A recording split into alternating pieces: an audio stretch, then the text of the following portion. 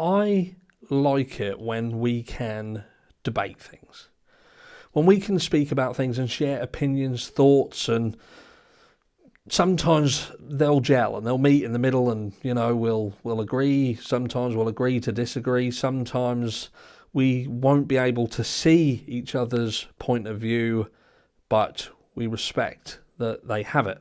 Sometimes you'll get idiots and it spirals out of control and turns into a complete and utter argument as they try to push their narrative onto you. And even that, do you know what? I understand if how they've come to that conclusion is based on fact. With that in mind, we're going to talk about Bryan Kohberger and him getting fired from Washington State University. Now, what I challenge any of you to do is to prove that Bryan Kohberger was fired from Washington State University. Because what we're finding is many people are having thoughts and opinions on Bryan Kohberger. And look, this is not I Love Bryan Kohberger Day, because this is video 2 of 2 done today. So if you haven't seen the first one, go and check it out. Not now, after this one. But look, what I'm trying to do is to open people's eyes to the fact that everything that's out there at the moment, every single thing, apart from what is in the court documentation, is speculation. It isn't fact. So if you are concluding your thoughts purely on speculation, you can't say that you haven't got an open mind to other probabilities, possibilities, plausible scenarios, because they must exist, because we don't have the facts. And without facts, we can only speculate. So, is indeed the fact that Bryan Kohberger was fired, is it fact, or is it indeed further speculation? And there are hints to it. There are hints to the answer to that question. Now, if I said to you, how do you know that Bryan Kohberger was fired from Washington State University? I want you to tell me down below. Tell me down below how you know beyond reasonable doubt that Bryan Kohberger was fired from Washington State University. Now, I can bet my bollocks to a barn dance that the vast majority of you will say because you heard it on YouTube. Or possibly TikTok.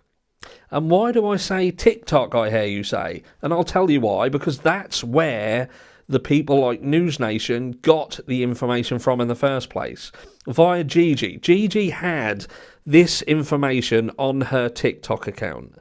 Now, Ashley Banfield, with her exclusive and behind the scenes and people close to the case, she then finds it. It is then stated that there are elements of that redacted because they redacted them because of not wanting to dox people or whatever they used. I can't remember the exact terminology, but the redaction was put down to the fact that they had redacted elements of it. When it's not actually the fact, because the original document that they used was exactly identical to the one that was on TikTok. So all they had was what was on another platform. And what you have to do is you have to listen really closely. Because if someone says something that's fact, and they know it to be fact, they can turn around and say, this is a fact. Even when the likes of News Nation, if they want to come out with a fact, however sort of unpalatable that may be, they can still call it a fact because it's a fact. But if they turn around and say something like, this happened, how can I say, what's the terminology? Allegedly. So if they turn around and say allegedly something, then that means that they cannot confirm that to be true. They potentially don't trust it themselves, and they are covering their arses from a legal standpoint.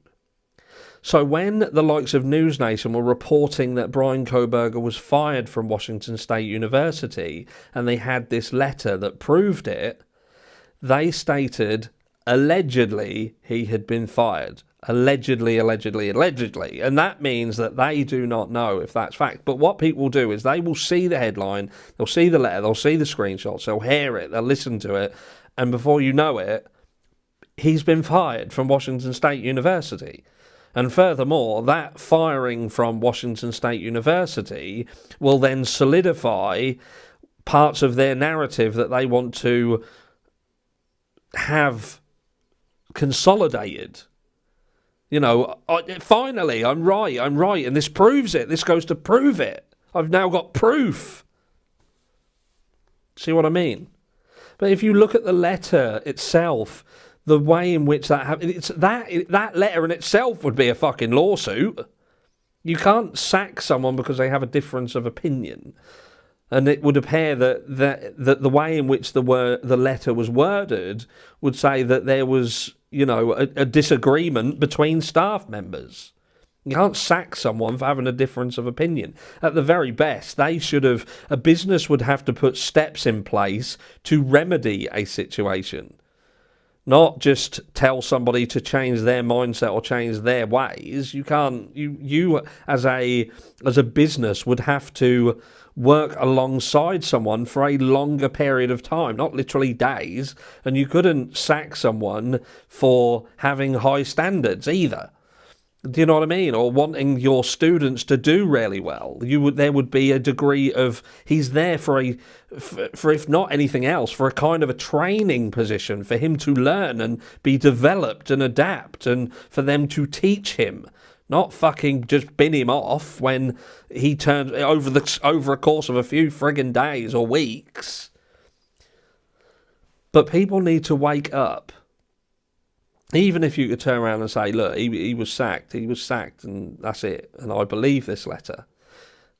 The fact is, where did the letter come from? Why would somebody risk their neck to give that information? The reality is, we're not hearing anything from anyone because the college have shut everyone down. They do not want anybody talking about this because this is bad for business. So you're not even hearing anyone say anything good. You're not hearing anybody say anything bad, apart from what was said right at the beginning. And even that was in dribs and drabs and questionable, and some of that was from people from years ago. But from Moscow, Idaho itself, everyone is being quiet. So why would somebody go to the lengths of risking themselves in this fashion to release this letter? It doesn't work that way. Companies and businesses like this would have a HR department.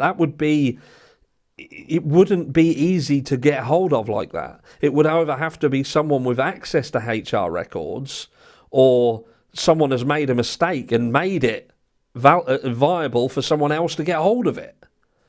It doesn't make sense that letter went public in the first place, and someone's head would have rolled over it. 100%.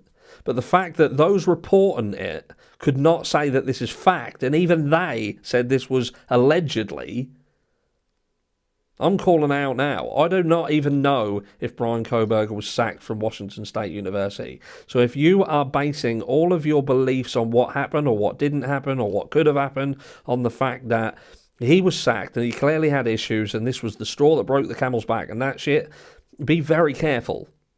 Because this is where people can really come unstuck and base everything they believe on a false narrative.